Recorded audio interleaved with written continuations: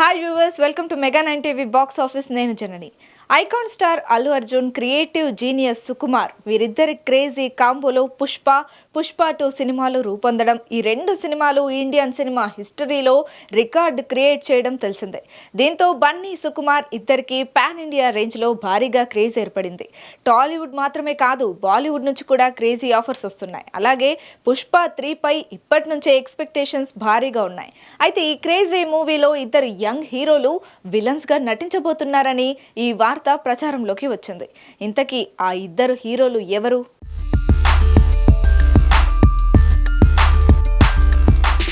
Pushpa 2 ending లో పుష్ప 3 ఉంటుందని hint ఇవ్వడంతో పాటు మరో విలన్ ఉన్నాడని తెలియజేసేలా ఒక విలన్ క్యారెక్టర్ ను చూపించారు. అయితే ఫేస్ చూపించకుండా ప్రెజెంట్ చేసిన ఈ క్యారెక్టర్ ఎవరు, ఇందులో ఎవరు నటిస్తున్నారు అనేది ఆసక్తిగా మారింది. అయితే తాజా సమాచారం ప్రకారం సుకుమార్ పుష్ప 3 లో విలన్ గా ఒకరు కాదు, ఇద్దరిని పెట్టాలని చూస్తున్నారట.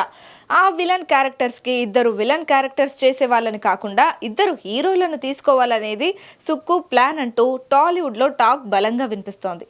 ఈ మధ్య కోలీవుడ్ లో ఓ ఈవెంట్ కు వెళ్లిన సుకుమార్ ను పుష్ప 3 లో నటించే విలన్ ఎవరు అని అడిగితే పుష్ప 2 కు సంబంధించి ఆ సీన్ రాసేటప్పటికీ సుకుమార్ మైండ్ లో ఎవరూ లేరు. పుష్ప 3 లో ఆ సీన్ రాసేటప్పటికీ సుకుమార్ మైండ్ లో ఎవరొస్తారో వాళ్ళే విలన్స్ గా ఉంటారని చెప్పారు.